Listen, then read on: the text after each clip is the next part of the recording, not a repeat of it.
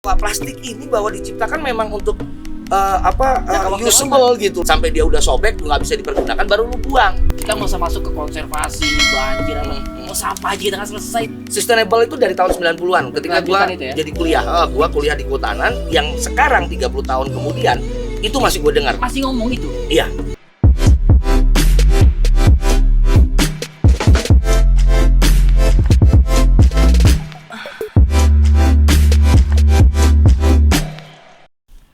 Assalamualaikum warahmatullahi wabarakatuh. Selamat pagi, Sobat Bumi. Dan kali ini kita kembali di konten duduk bareng bersama saya Andi.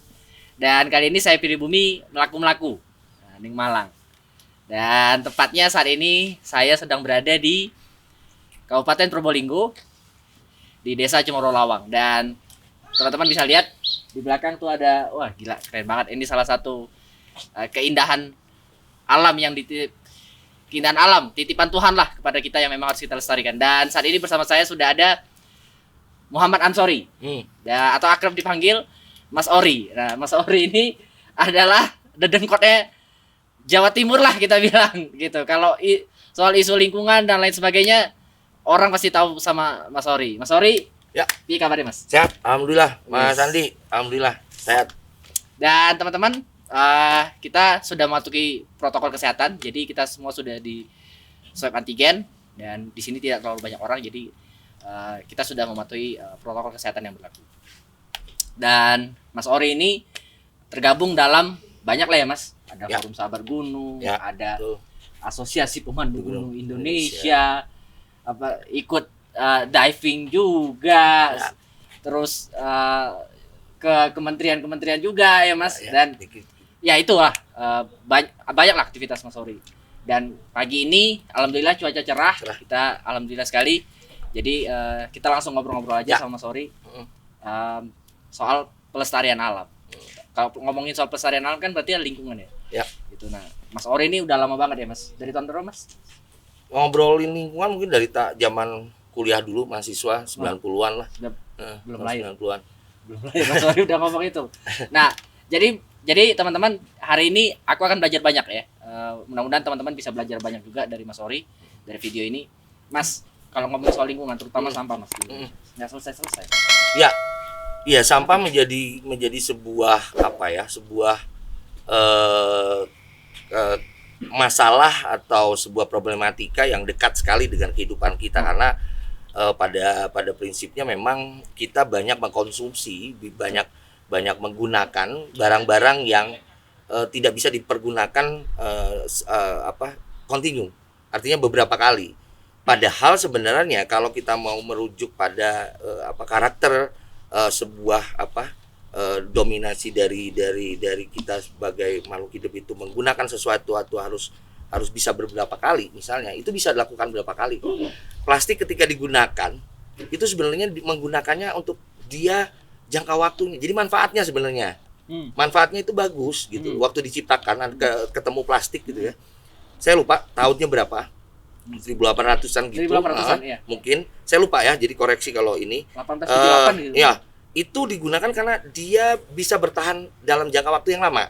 Sehingga diharapkan penggunaannya itu bisa beberapa kali. Bukan kayak sekarang yang terjadi, sekali pakai buang, sekali pakai buang. Itu kenapa diciptakan plastik. Sebenarnya itu tujuannya. Tapi akhirnya tidak tercapai, nggak nyampe tuh tujuan dari penciptaan sebuah karya plastik tadi gitu loh. Padahal betul yang terjadi kan akhirnya sekarang orang menggunakannya hanya satu kali karena dia memang tidak bisa didaur ulang dalam waktu yang singkat ya, dia puluhan tahun, akhirnya jadi sampah. Dan itu yang dijadikan titik tolak bahwa ini plastik ini salah karena ini nggak bisa didaur ulang oleh alam dalam waktu yang singkat. Loh, memang diciptakannya untuk dipakainya bukan satu kali gitu loh. Plastik ya, itu plastik doang tuh, dan plastik kan banyak ragamnya. Nah, artinya value-nya itu yang nggak nyampe ke kita ya, kita konsumen ya, iya, kita yang salah gitu loh. Sebenarnya yang perilaku kita, karakter kita. Makanya dalam skup-skup kecil gue mencoba untuk, akhirnya kan malah menimbulkan diversifikasi. Oh, plastik diganti dengan inilah yang ramah lingkungan. Iya. Sampah juga lagi. Iya. Kenapa tidak yang plastik ini aja? Unsur manfaatnya yang didorong, bahwa ini memang diciptakan dimanfaat untuk manfaatnya dia jangka waktu itu yang nggak nyampe. Iya, ilmunya itu atau unsur manfaatnya itu yang nggak nyampe ke masyarakat. Itu loh gitu. Nah, nggak banyak juga yang ngomongin itu. Betul. Nah, nggak banyak juga yang tahu itu. Kalau saya melihatnya bahwa memang nggak ada yang salah dengan penciptaan penciptaan plastik. Entah itu kantong kresek, entah itu apa. Tapi dia harus gitu. Iya, penggunaannya harus berkali-kali gitu. Berkali-kali. Maka akhirnya ya ini kita ada tumbler, terkenal tumbler. Gue pakai tumbler ini udah zaman Alip gitu loh. Artinya udah lama banget. Kalau sekarang baru begitu. Booming. Wah, harus jadi kemana-mana harus pakai tumbler. Kemudian 2 tahun lalu di kantor jangan pakai lagi Aqua, botol air mineral ya gitu ya. Ya yang terkenal kan Aqua ya karena dia pertama kali. Nah, tapi baru muncul harus pakai tumbler. Padahal kita udah dari dulu udah pakai tumbler karena kita tahu bahwa memang ini diciptakan kemudian diperdagangkan, diperjualbelikan untuk manfaatnya. Jadi kadang-kadang kita itu lupa unsur manfaatnya. Menggunakannya itu tidak melihat unsur manfaat. Tiba-tiba main nyalain aja. Yang lain udah akhirnya ya udah sekali buang lo plastik kresek itu loh yang hitam putih segala macam. Terlepas dari nanti kita ngomongin kadarnya ya, mana yang ini, mana yang baik buat ini segala macam. Terlepas dari itu tapi overall memang diciptakan untuk penggunaan yang lama. Artinya menggunakannya harus berkali-kali. Nah, itu yang nggak nyampe sehingga akhirnya plastik dijadikan kambing hitam akhirnya. Wah, ini plastik ini nyampah banget, ini sampah banget. Iya benar sampah. Karena ketika penggunaannya cuma 1 kali. Plastik ada di lautan, plastik yang salah. Iya. mungkin kita nggak sadar. Gaya hidup kita. Mungkin kita nggak sadar, Mas. Kan nggak mungkin plastik itu tiba-tiba jalan sampai ke laut. Iya, betul. Pasti ada yang buang. Nah, iya. Coba bayangkan gini, seandainya orang dapat kantong kresek ya, kantong plastik sampah, tapi kemudian mereka menggunakannya dengan beberapa kali. Pasti juga artinya kan mengurangi sampahnya. Artinya dia nggak akan beli lagi atau dia akan menggunakannya beberapa kali, tidak akan langsung membuang. Kalau yang terjadi sekarang dari pasar tradisional beli dapat kantong kresek ya, udah. Terus beli lagi besok dapat lagi gitu loh kan. Nah, itu artinya secara kuantiti. Bertambah. Nah, bayangkan kalau itu misalnya dirubah mindsetnya. Ya udah, kalau udah dapat nih hari pertama ya beli, udah simpan. Begitu hari kedua besok dia pakai lagi itu, bukan dibuang kan gitu. Artinya itu karakternya, gaya hidupnya yang harus dirubah. Mungkin Mas, aku nggak tahu ya. Mungkin yang penciptakan plastik saat ini nangis sedih dong, pasti dia. Ini plastik bukan begini, gua yang dijadiin disalah-salahin gitu. Saya ciptain plastik supaya kalian bisa gunakan sampai jangka waktu lama. Iya. Sehingga mengurangi gitu loh. Nangis mungkin dia. Iyalah, nangis tuh. Nggak tahu di mana tuh. Lihat kita generasi sekarang ternyata salah kaprah. Iya. Salah mengartikan maksud dari tujuan si plastik tersebut diciptakan betul gitu loh. Jadi memang artinya kita yang problematika sampah ini kita masih ngomongin sampah. Problematika sampah masih di tataran memang tidak masuk ke hal yang lebih dalam lagi gitu loh. Kayak tadi itu unsur manfaat kita nggak pernah ngasih tahu tuh. Memang diciptain loh gitu loh. Cobalah ada teman-teman gitu ya praktisi atau apa pasti ngomongannya kan memilih bla bla bla gitu ya. Tapi nggak ngomong bahwa plastik ini bahwa diciptakan memang untuk usable gitu loh, jangka waktu yang lama. Usable-nya itu lama gitu. Makanya tinggal gaya hidup lu yang harus dirubah. Lu gunainnya yang lama gitu loh. Sampai dia udah sobek, nggak bisa dipergunakan, baru lu buang. Gitu loh, kan gitu. Membuangnya juga baru tuh. Ini yang milih apa. Nah, itu juga jadi masalah menurut gua, Mas Andi. Apa masalahnya? Nah, ketika saat ini sampah selalu digadang-gadangnya hanya dalam tataran memilah.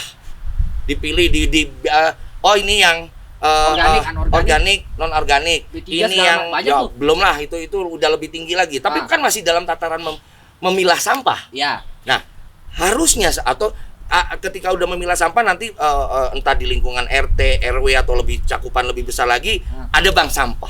Iya. Ya kan? Itu udah tahun Alip juga, udah lama itu bukan tahun 2000-an saja. Iya, udah lama. Nah, harusnya udah naik kelas. Ngomongnya sekarang 2020 ya. milenial ngomongnya harus sudah naik kelas. Upskill. Udah upgrading, upskill dari semuanya, udah ngomongnya produk dari sampah. Iya. Belum banyak ya menurut gua yang ngomongin produk. Entah misalnya gini, ya udah si bank sampah udah ada, kan mereka cuman memilah terus kemudian akhirnya memisahkan ya. Oh ini yang plastik, yang ini yang bisa kembali ke alam jadi kompos lah. Apa itu produk ya? Kompos gitu ya. Kalau ada memang bank sampahnya sampai ke sana. Kalau enggak kan langsung dikirim kan ke masing-masing, mau ke TPS atau ada yang sudah mengambilnya. Artinya ya Bu dikumpulin, nanti kita yang ngambil botol-botolnya segala macam. Nah, unsur manfaatnya sudah terlihat jelas, tapi unsur nilainya itu masih kecil. Masih kecil. Kalau dibuat sebuah produk, dia akan naik kelas. Oh, iya. Yang artinya sekarang teman-teman yang bank sampah misalnya dikasih mesin pencacah sampah, dia jadi besi, jadi biji. Nah, itu naik kelas tuh. Nilai valuable-nya juga naik, value-nya naik. Nah, sehingga masyarakat juga, oh iya deh, yang tadinya 2.000 sekarang jadi 6.000. Wah, iya ngumpulin sampah. Nah, itu yang harusnya didorong sekarang. Tidak hanya ngomong memilih saja udah gue pilih gue apain gitu loh. Gue jual nilainya nggak ini. Jadi nilai lebih dari sampah itu kecil banget. Sehingga orang melihat sampah itu ngapain gue ikut-ikutan milah sampah. Nggak ada ininya sama value-nya nggak terlalu. Iya. Nah, tapi kalau itu dijadikan value-nya tinggi, pasti orang akan berlomba-lomba untuk nyari sampah. Malah mungkin kita kekurangan sampah. Kayak teman-teman tadi malam kan Mas Andi ngobrol tuh, ada yang kekurangan sampah di daerah Lumajang teman-teman. Ketika mereka bank sampah itu, tapi malah kekurangan. Tapi di beberapa daerah lain ngomongnya sampah numpuk segala macam. Gitu, kekurangan sampah kenapa? Karena mereka jadi produk, jadi barang-barang kerajinan. Betul-betul. Iya, diolah. Nah, value-nya naik, edit value. Nilai lebih dari sebuah sampah. Nah, yang penting sekarang menurut gua adalah teman-teman yang bergerak di bidang sampah ya, lingkungan segala macam, mulai memperlihatkan, menunjukkan unsur nilai lebihnya, edit value dari si sampah. Oh, sampah ini bisa A, bisa B, bisa D gitu loh. Bisa dijadikan ini, jadikan ini produk gitu loh. Diversifikasi produknya. Produk dari sampah ini harus punya ada nilai punya nilai. Punya nilai lebih. Aku pengen nanya, kalau perlu nggak kita merubah mindset masyarakat bahwasanya apa yang gini, sampah itu kan mungkin bagi sebagian masyarakat, sebagian besar masyarakat kita menganggap sampah itu adalah sesuatu yang tidak mereka lagi konsumsi. Perlu nggak dirubah mindset bahwasanya itu bukan sampah. Yang tidak lo konsumsi itu bukan sampah, tapi itu masih bisa digunakan sama orang lain. Jadi itu nggak sampah. Supaya orang pemikiran tidak lagi, ini aku udah nggak pakai lagi nih, gue nggak pakai lagi nih, udah gue buang aja gitu. Iya, perlu banget ya. Salah satunya adalah memberikan pemahaman bahwa sampah punya nilai lebih. Kemudian itu ya, kalau ketika itu dimanfaatkan, tapi juga sampah mempunyai nilai faktor lingkungan, pengaruh terhadap lingkungan, sehingga diharapkan secara kuantitas mereka mengurangi penggunaan yang barang-barang yang bisa menimbulkan sampah. Sampah elektronik, belum ngomongin sampah elektronik gitu ya. Kemana kita belum tahu tuh. Pada juga, Mas. Iya, tekstil banyak lah yang jadi sampah. Banyak. Artinya memang pola hidup, gaya hidup itu yang juga harus kita bersama memberikan knowledge kepada masyarakat bahwa ya nggak rubah gaya hidup. Misalnya berpakaian aja, nggak perlu tiap tahun beli pakaian kan ya, gunakan dengan wajar gitu ya segala macam. Karena itu juga jadi sampah gitu loh. Unsur plastik ada di situ. Aku coba masuk ke situ, Mas. Kan kita misalnya muslim. Ini ada kaitan dengan agama. Tiap hari raya beli baju. Jadi budaya. Padahal sebenarnya kalau dalam konteks agama kan sebenarnya nggak ada. Nah, artinya itu kan gaya hidup gitu loh. Tidak hanya di ketika perayaan hari raya itu, banyak nggak perlu hari raya. Orang-orang yang duitnya berlebih ya segala macam. Mungkin seminggu bisa ke mall, bisa ke mall beli barang yang nanti jadi sampah itu tiap hari. Iya. Seminggu 3 kali, malah ada mungkin yang di schedule ya. Wah, seminggu 3 kali gua harus nge-mall nih gitu, yang nge-gym nih apalah gitu. Yang ketika berbelanja itu pasti akan barang-barang itu pasti nanti satu saat jadi sampah. Karena memang gaya hidup konsumtif itu yang harus dikurangi gitu. Karena itu menurut gua akan mengurangi masalah-masalah di sampah juga. Jadi tidak hanya yang barang rumah tangga yang ketika dibeli terus langsung habis ya, misalnya makanan, sayuran gitu ya, gitu-gitu. Tapi ketika konsumsi yang lain, barang-barang lainnya. Jadi ada yang memang utama kan, ada yang dukung ya, yang ada pendukung gitu kan, esensialnya harus dimulai dirubah gitu loh, gaya hidupnya gitu. Iya, perilaku kita, konsumsinya harus dirubah. Kayak tiap hari gua harus beli minumnya harus air mineral. Berarti kan ada botolnya gitu. Ya udah, nggak apa-apa.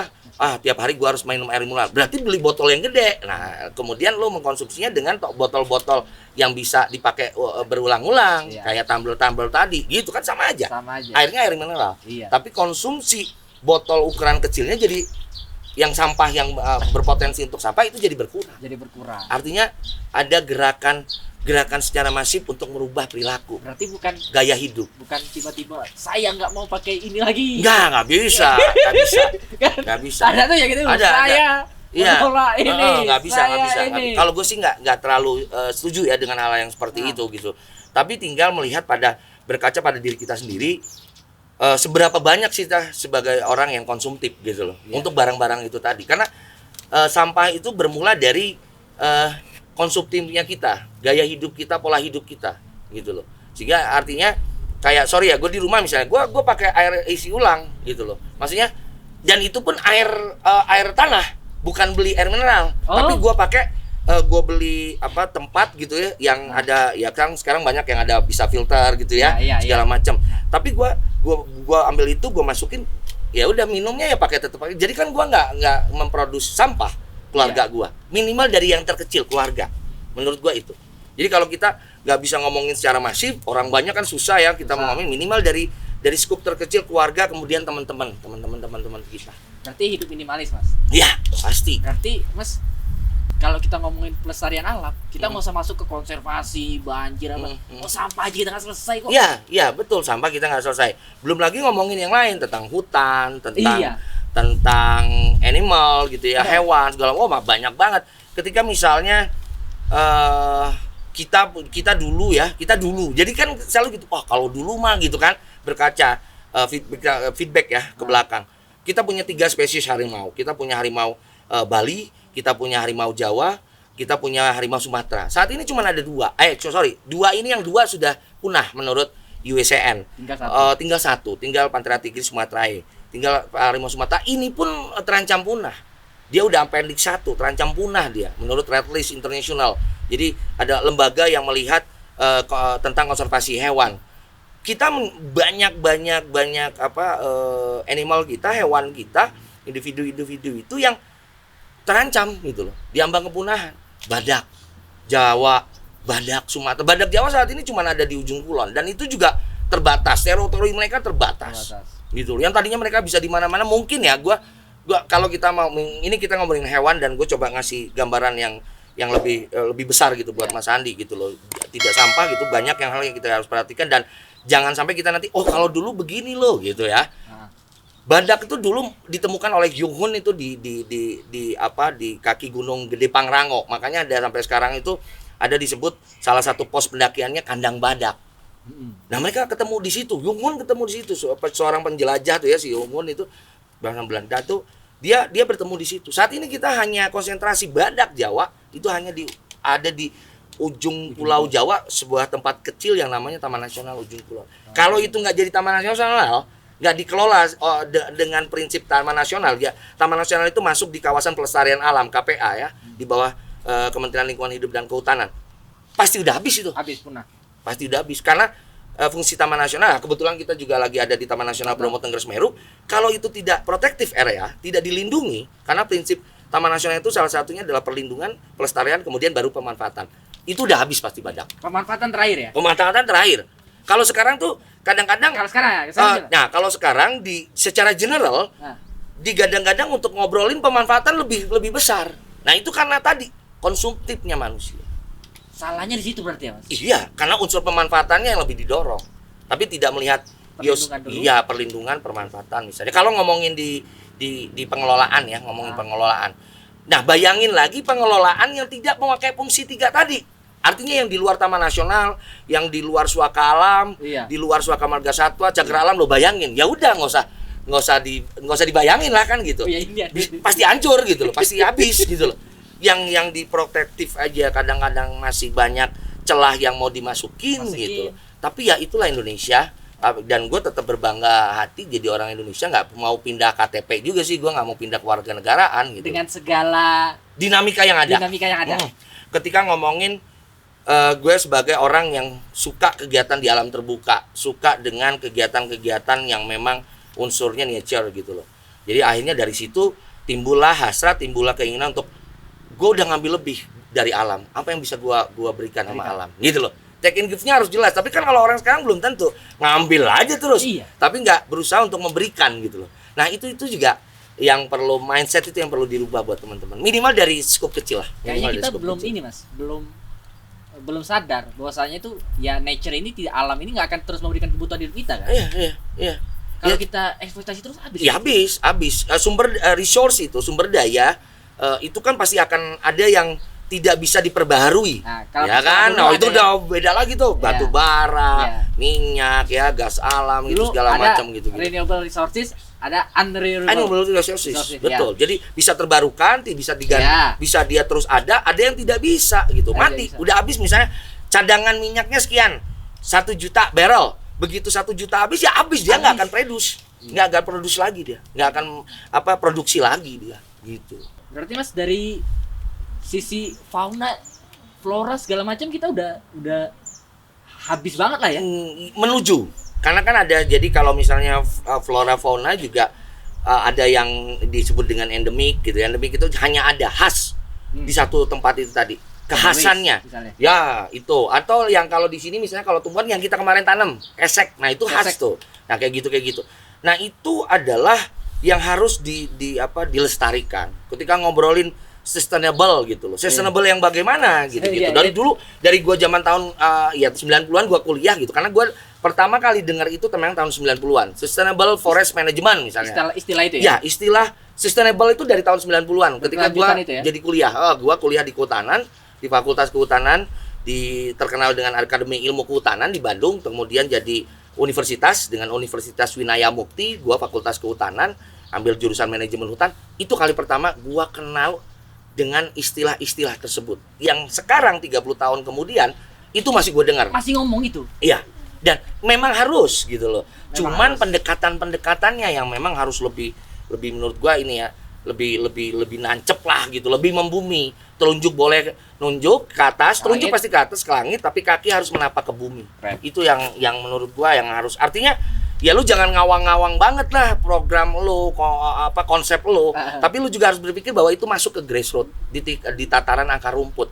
Karena ketika ngobrolin policy kebijakan dari yang atas sampai ke bawah belum tentu akan sama atau sampai gitu, belum tentu, tergantung dari resource-nya. Salah satunya misalnya kalau kita ngomongin ada prasarana dan sarana, ada hardware ya kan, sarana nih hardware nih, bangun A, bangun B, bangun C. Kalau prasarana ini software. Softwarenya apa? Salah satunya ada SDM, resources-nya. Pemahaman si orang pelakunya, para pelakunya. Itu yang juga harus menurut gua penting untuk ditumbuh kembangkan. Tidak hanya ngobrolin sarana akhirnya. Jadi sistem yang baik belum tentu benar ketika itu diterapkan menyeluruh.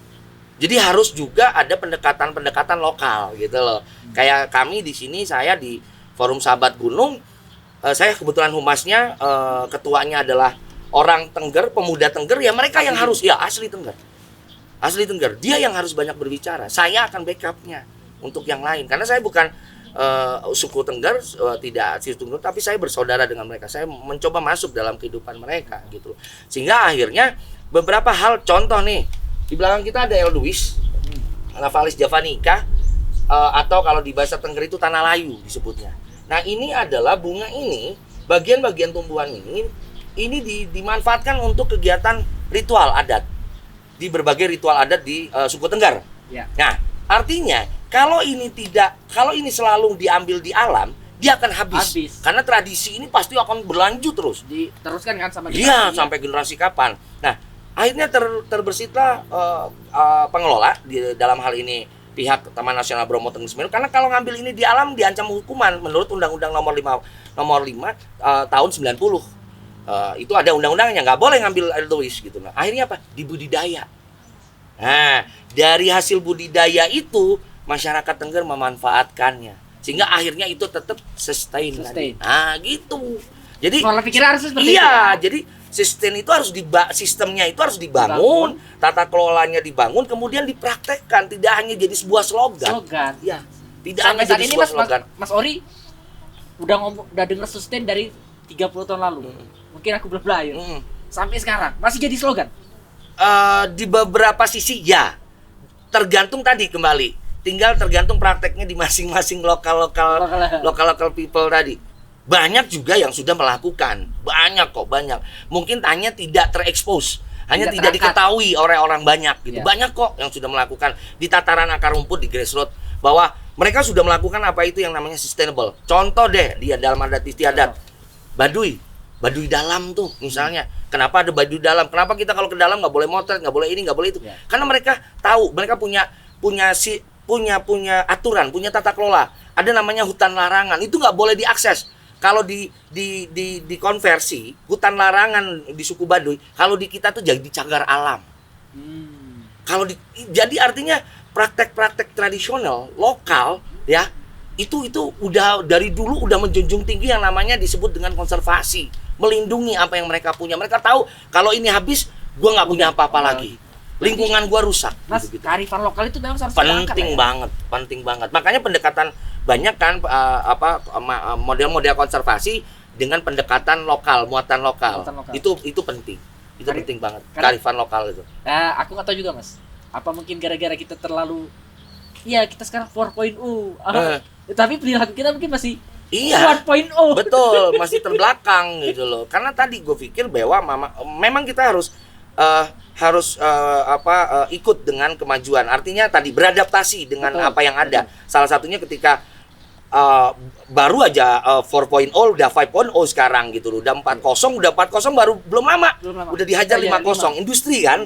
Nah, kita harus beradaptasi. Tapi yang gue harapin juga terutama untuk ya Mas Andi juga, saya pribadi juga ini saya reverse bercermin ke diri saya pribadi. Kita jangan lupain yang memang yang muatan-muatan lokal, muatan dasar tadi. Sehingga itu bisa jadi bisa diaplikasikan di berbagai hal. Paling penting adalah gaya hidup kita. Kalau ngobrolin kelestarian menurut gue, gaya hidup harus dan paradigma berpikir bahwa ketika gua mengambil lebih dari alam, gua juga harus memberikan lebih lagi kepada alam. Itu paradigma berpikir. Iya. Kalau sekarang kan nggak mikir take and give sama alam ya, pokoknya apa yang bisa gue ambil. Loh, kayak sekarang Mas Andi sama teman-teman datang lihat ini. Mas Andi kan sudah memanfaatkan alam. Iya. Iya kan?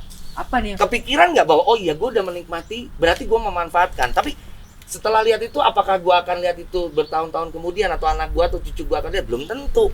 Artinya ya tadi, wah gue bisa lakukan apa? Itu gue juga dulu kayak gitu. Gue bisa lakukan apa ya? Pada saat seperti aku. Iya, ketika gue naik ke gunung, ketika gue masuk ke lembah-lembah gitu, ngelihat sesuatu yang dan ketika gue datang lagi ke sana ternyata berubah. Dan gue berarti satu saat ini akan hilang. Kalau gue nggak berbuat sesuatu. Nah itu yang gue gadang-gadang sama teman-teman. Akhirnya sampai sekarang gue masih beraktif di lingkungan. Memanfaatkan itu Mas supaya teman-teman nanti yang nonton, kita datang ke suatu daerah, kita menghidup udaranya aja, itu udah termasuk pemanfaatan. Iya, betul. Jangan disalah kaprahkan pemanfaatan itu mengeksploitasi. Harus bangun atau ngambil sesuatu, enggak. Jadi enggak ya. Kita hirup udaranya aja, kita mata kita melihat pemandangan, itu udah pemanfaatan. Iya. Apa yang bisa kita berikan balik lagi ke alam. Jadi apa yang udah kita manfaatkan, kita ambil dari alam, kita rasakan, kita konsumsi.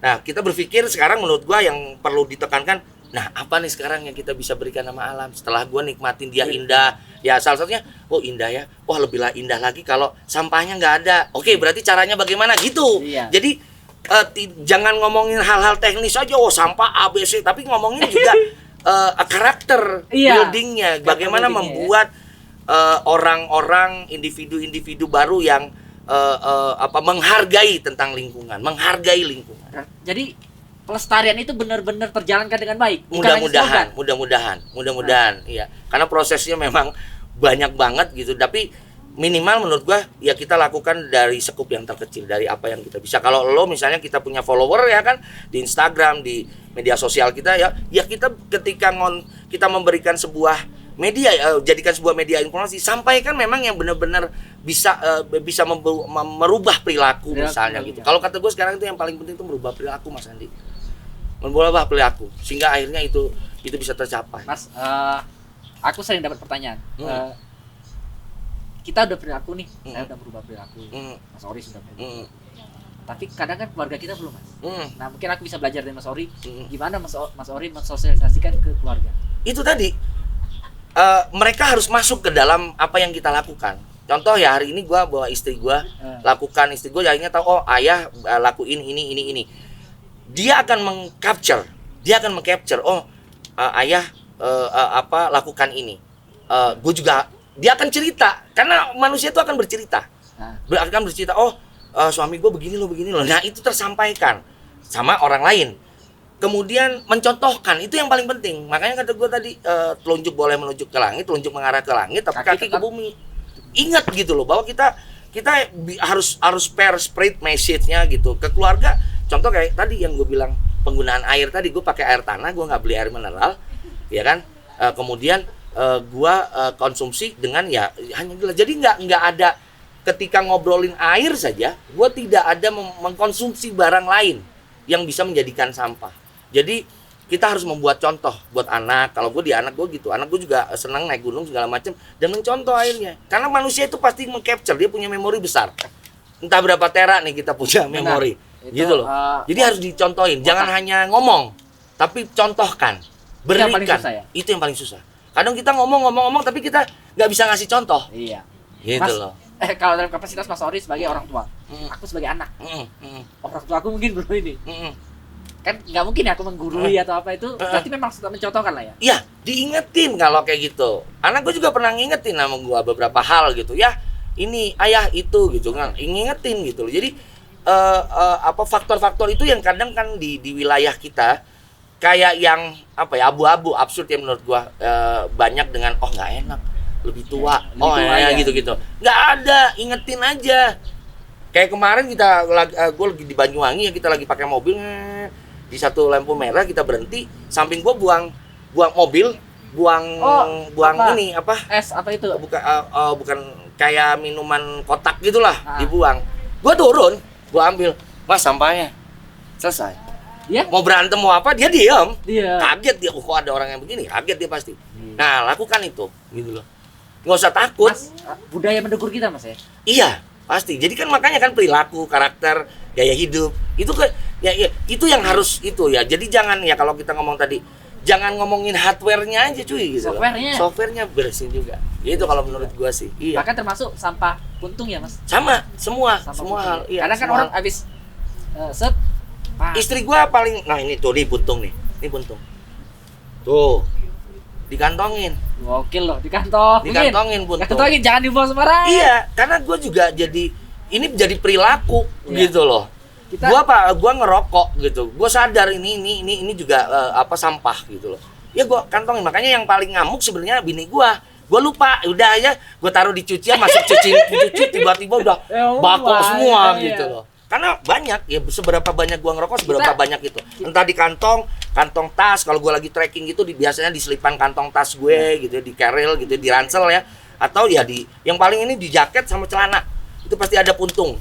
Kita kadang-kadang masih asap rokok tuh begini, tapi kita lupa itu. Iya. Makanya contohin kan, jangan ngomong doang. Gua nyontohin nih gitu loh. Ngerokok lo bilang rokok nih, puntung gua ada nih. Kan gitu, puntung gua ada. Dikumpulin memang. Iya. Jadi dikumpulin. Tuh puntung rokok tuh kan. Tapi bukan rokok gua malah baru putih. Beda. Gitu. Jadi kita bisa sama teman-teman yang rokok kita gitu. Lo, ini rokok lo nih, Surya nih, itu. Padahal mungkin juga bukan punya dia, diambil sama dia gitu. Jadi harus budaya, perilaku tadi kita harus dorong. Jadi tidak hanya ngobrol hardware ya, memilih. Itu hardware tuh. Itu hardware. Hardware jatuhnya. Kalau gue itu hardware. Itu memilah apa segala macam, itu udah hardware gitu. Tapi yang paling penting adalah perilaku. Terus kita upskill. Tuh, oke nih sampah bisa berubah menjadi ini, produk yang bisa dijual. Sama tadi. Diingatkan masyarakat, plastik itu manfaatnya untuk jangka waktu yang lama. Bukan sekali pakai dibuang. Iya, dibuang. Nah, gitu. Nah, artinya kan kayak misalnya tadi memilah ya. Memilah dulu itu jadi sebuah pembangunan karakter. Memilah, dia bisa milah. Itu masuknya pembangunan karakter menurut gua. Karakter kita akhirnya bisa memilah. Tapi makin kesini itu jadi sebuah yang rigid. Lo harus begini. Jadi makanya gua bilang masuk dengan itu jadi dulunya itu software, sekarang tuh kayak jadi hardware gitu loh menurut gua. Menurut gua itu ya pandangan gue. Dulu masih fleksibel. Iya, artinya memang itu yang dibutuhkan gitu ya. Memang membangun karakter, membangun gaya hidup yang ayo kita gaya hidupnya memilah sampah. Mana yang organik, mana yang anorganik segala macam. Dua itu aja lah dulu kan. Okay. Nah, itu adalah perilaku. Jadi software itu jatuhnya. Yang akselerasinya untuk kita. Tapi kalau dalam pandangan gue sekarang kok jadi kayak hardware ya. Jadi yang dipakai sebagai bridging pintu masuk untuk ngomongin sampah selalu itu gitu loh. Milah-milah. Kan jadi lupa kayak sistem, jadi ini gitu loh. Lupa sama perilakunya tadi. Yang lebih lagi tadi, bagaimana mempergunakan barang-barang yang diciptakan atau dipergunakannya bisa lebih lama, ya dipergunakan lebih lama. Jangan satu kali pakai. Atau kita lupa manfaat esensi dari barang itu ya, Mas. Betul. Itu yang paling penting. Dulu itu menjadi software, sekarang jadi hardware. Sehingga kita melupakan esensi manfaatnya. Kayak gitu. Ya kayak plastik tadi lah, kayak yang kita ngobrol tadi. Iya. Plastik itu diciptakan memang untuk penggunaan yang lama. Jadi jangan salahin penciptaan plastiknya gitu. Makanya yang ciptain gitu plastik lah. sedih dia. Wow, sedih dia, nangis dia Mas Andi. Aduh. Gitu. Ya itu teman-teman, keren banget obrolan pagi ini. Kita tadi mulai udah jam 7 lewat, sekarang udah jam 8.15. Mungkin sudah 30 sampai 45 menit kita ngobrol, dan ya sebenarnya mungkin aku masih pengen ya ngobrol sama Mas Ori, pengen belajar lagi lebih banyak. Mas Ori sudah 30 tahun lebih ya berkecimpung soal ngomongin lah soal pelestarian lingkungan, tapi ternyata nggak ada yang berubah karena memang ada yang salah di sistemnya. Permasalahan kita masih mendasar banget gitu teman-teman, dan kita belum merubah mindset dan perilaku kita gitu. Mas Ori adalah generasi yang mungkin baby boomer ya Mas. Ya, baby maksudnya boomer. di situ. Mengharapkan baik milenial ataupun generasi Gen Z kita bilang mengupscale permasalahan sampah. Jadi jangan lagi ngomongin soal pilah segala macam, tapi bagaimana kita menyuarakan sampah itu sadar esensi manfaat dari suatu barang. Lalu ketika dia menjadi kita tidak konsumsi lagi, harus kita beritahu lagi bahwasanya itu bisa punya nilai lebih kalau kita kelola dengan baik, gitu ya Mas. Dan tadi Mas Ori juga sudah menyampaikan pengalamannya, ceritanya dari tahun kapan Mas Ori banyak melihat pemandangan yang indah, cantik, alam yang indah dari Indonesia. Tapi Mas Ori juga menyampaikan keresahannya, apakah anak cucu saya bisa melihat ini? Gitu. Itu juga menjadi pelajaran buat saya. Kami saat ini bisa duduk, bisa menikmati udara segar, bisa menikmati pemandangan indah di Bromo Tengger Semeru, tapi saya tidak tahu apakah 30 tahun lagi anak cucu saya bisa menikmati ini dengan yang bersih ini.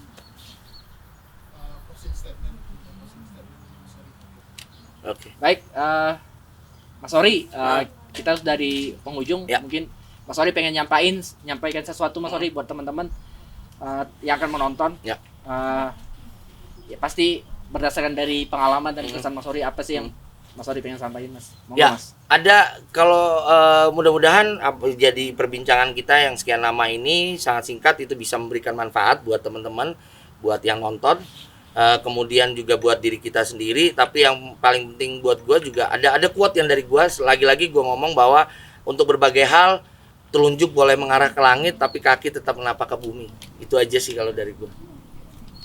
Itu closing statement yang apa ya kalau aku bilang ya, itu ya buat kita merenungkan diri lah ya, bahwasanya telunjuk boleh ke langit tapi kaki harus tetap membumi gitu. Ada saat-saat memang kita harus melihat ke langit, tapi jangan lupakan yang di bawah.